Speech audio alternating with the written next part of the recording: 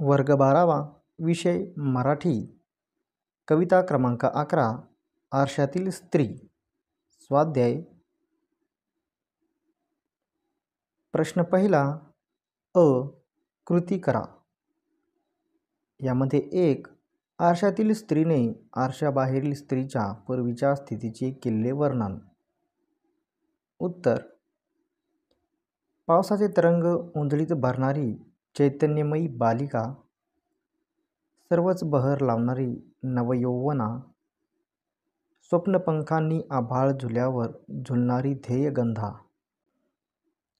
2 आरशातील स्त्रीने आरशाबाहेरच्या स्त्रीला अधिकारवाणीने केलेला उपदेश। डोळ्यातले अश्रू शेजारच्या तळ्यात सोड, नुकतीच उमललेली शुभ्र कमळाची प्रसन्न फुले हातात घेऊन ये। आ खालील शब्दसमूहांचा तुम्हाला कळलेला अर्थ लिहा। 1 घनगर्द संसार, संसाराचा पसारा, संसारात कंठ बुडून जाणे। 2 प्रेयस चांदणे, उत्तर चांदण्यासारख्या मुलायम, लोभस, अतिप्रियतम, तारुण्यसुलभ गोष्टी। 3 प्राण हरवलेली पुतळी, भावनाहीन, संवेदनाशून्य, कठोर मनाची स्त्री, निर्जीव मनाची स्त्री। 4 फाटलेले हृदय, विस्कटलेले वेदनामय मन। कृती 2 अ वर्णन करा। 1 आरशातील स्त्रीला आरशाबाहेरील स्त्रीमधील जाणवलेले बदल। उत्तर ती नखशिखांत अबोल राहणारी स्थितप्रज्ञ राणी झाली आहे। ती मनमोकळे करून बोलत नाही। ओठ घट्ट मिटून संसारात तिने स्वतःला बुडवून घेतले आहे। ती पारंपरिक स्त्रीत्वाला वरदान समजते। ती पूर्वीच्या प्रियतम गोष्टी आठवत नाही। ती अस्तित्वहीन प्राण नसलेली कठोर पुतळी झाली आहे। गळ्यातला हुंदका दाबून फाटलेले हृदय शिवत बसले आहे। तिने मनातल्या असह्य वेदना पदराखाली झाकून घेतल्या आहेत।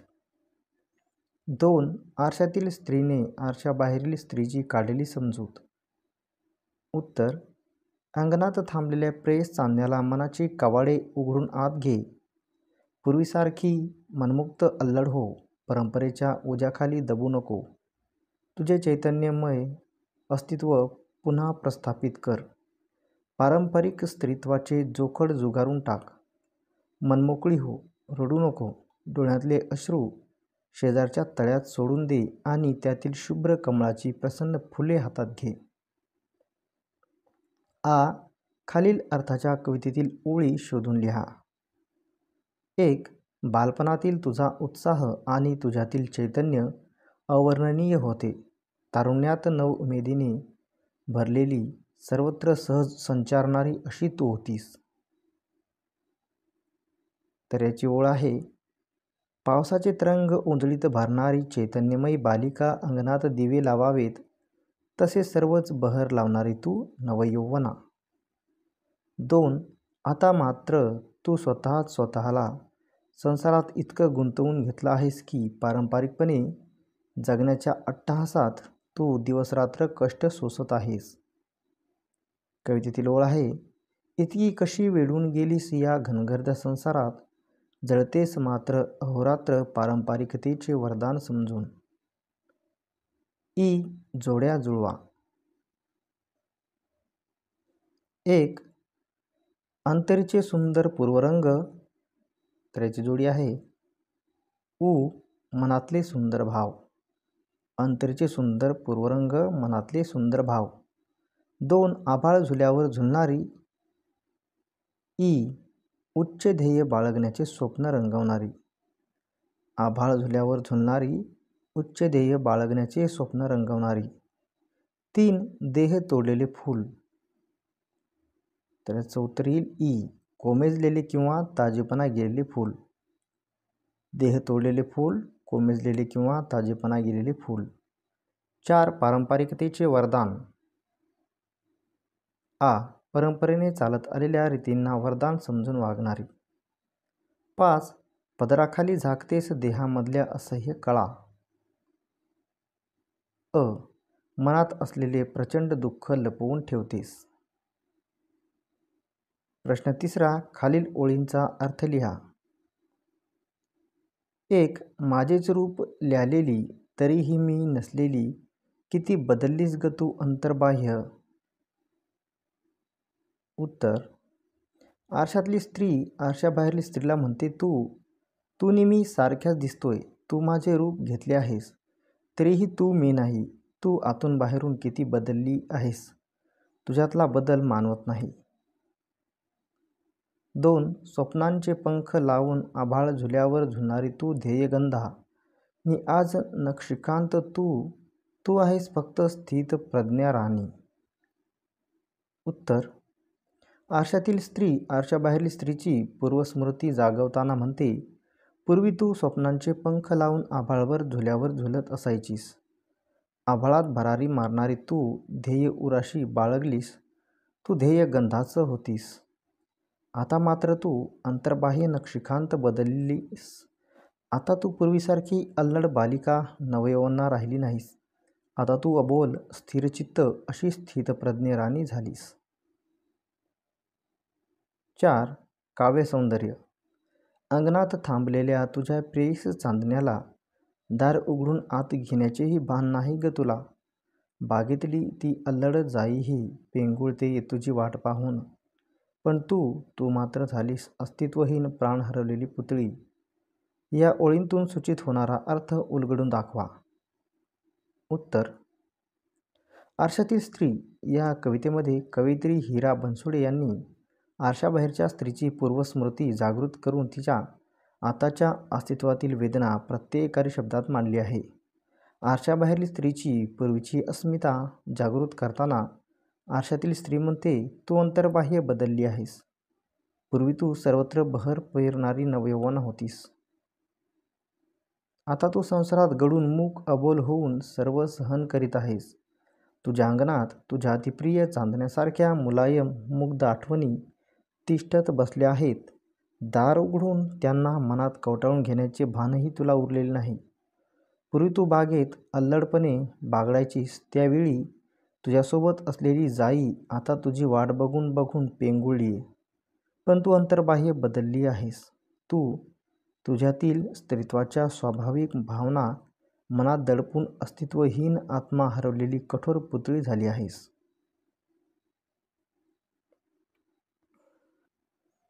प्रश्न 5.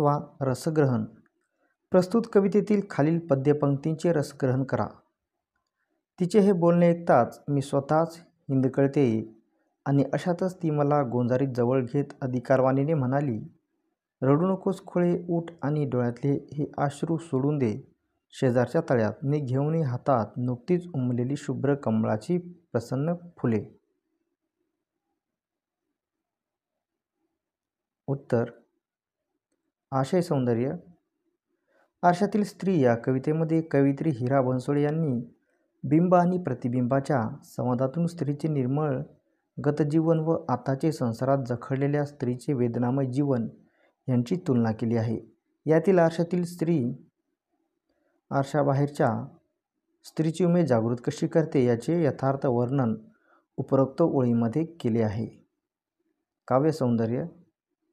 आरशातील स्त्री आरशाबाहेरील स्त्रीच्या पूर्वायुष्यातल्या चांगल्या स्मृती जागवते व सद्य परिस्थितीतील तिच्या पारंपरिक ओझ्याखाली दबलेल्या व्यक्तिमत्वाचे विदारक चित्र तिच्या समोर धरते. तिचे बोलणे ऐकून आरशाबाहेरील स्त्री मनातून गलबलते, स्वतःच हिंदकळते. त्या परिस्थितीत आरशातील स्त्री तिला मायेने कुरवाळत धीराचे शब्द देताना अधिकाराने म्हणते, तू रडू नकोस, उठ, तुझी उमेद जागव, तुझे अश्रू तळ्याच्या पाण्यात सोडून दे आणि त्याच पाण्यामध्ये नुकतीच उमललेली शुभ्र ताजी प्रसन्न कमळ फुले हातात घे. या बोलण्यातून आरशातील स्त्रीला खंबीरपणे उभी राहायला सांगते. सर्व जोखडातून मुक्त होऊन चांगले स्वाभाविक जीवन जगण्याची व स्त्रीत्व टिकवून ठेवण्याची शिकवण देते. खरे म्हणजे तिला स्वतःला स्वतःच्या अस्तित्वाची जाणीव झाली आहे असे कवितेला म्हणायचे आहे. भाषिक वैशिष्ट्ये. या कवितेत मौलिक विचार सांगण्यासाठी कवयित्रींनी मुक्त छंद यांचे माध्यम वापरले आहे. त्यामुळे मनातले खरे भाव सहजपणे व्यक्त होण्यास सुलभ जाते. विधानात्मक व संवादात्मक शब्दरचनेमुळे कविता ओघवती व आवाहक झाली आहे. जोकडात जखडलेली व परंपरेच्या चुकीच्या ओझ्याखाली दबलेल्या स्त्रीची दोन मने यथार्थ रेखाटली आहेत. उपरोक्त ओळीतील डोळ्यातले आसू तळ्यात विसर्जित करणे व उमललेली शुभ्र प्रसन्न फुले धारण करणे या वेगवेगळ्या प्रत्येकारी प्रतिमांतून स्त्रीच्या मनातील भाव सार्थपणे प्रकट झाला आहे. बिंब प्रतिबिंब योजनेमुळे सगळ्या कवितेला नाट्यमयता प्राप्त झाली आहे. प्रश्न 6वा. अभिव्यक्ती. 1. आरशातील स्त्रीने आरशाबाहेरील स्त्रीशी केलेला संवाद हा स्वतःशीच केलेला सार्थ संवाद आहे हे विधान स्पष्ट करा. उत्तर. स्वतःचे स्वाभाविक अस्तित्व मिटवून स्वतःला संसारात गाडून घेतलेली स्त्री जेव्हा आरशासमोर एकदा उभी राहते तेव्हा तिला तिचे प्रतिबिंब दिसते. ते प्रतिबिंब म्हणजेच तिचे अंतर्मन आहे. हे अंतर्मन तिला गतस्मृतीची जाणीव करून देते व तिच्याजवळ तिच्यातील वेदनामय बदल सांगते. आरशाबाहेरील स्त्री पूर्वी अल्लड अवखळ बालिका होती. चैतन्यमय नवतरुणी होती. मनासारखे सहज वागणारी होती. आता तिच्यात आमूलाग्र बदल झाला. परंपरेचे जोखड घेऊन तिने आपले नैसर्गिक अस्तित्व संसाराच्या ओझ्याखाली दडपून टाकले. तिच्यामधील स्त्रीत्वाची अस्सल जाणीव नाहीशी झाली. म्हणून आरशातील स्त्री तिला धीर देऊन तिचा आत्मविश्वास जागवते. अश्रू तळ्याच्या पाण्यात सोड असे म्हणून नवचैतन्याचे आधुनिक लढवय्या स्त्रीचे प्रतीक असलेले शुभ्र प्रसन्न कमळ हातात घे असे आवाहन करते. स्त्रीच्या सत्वाची जाणीव करून देते. खरे म्हणजे ही आरशातील स्त्री म्हणजे तीच आहे. तिचेच ते रूप आहे. तिचे ते अंतर्मन आहे. म्हणून हा स्वतःशी स्वतः केलेला मुक्त व सार्थ संवाद आहे.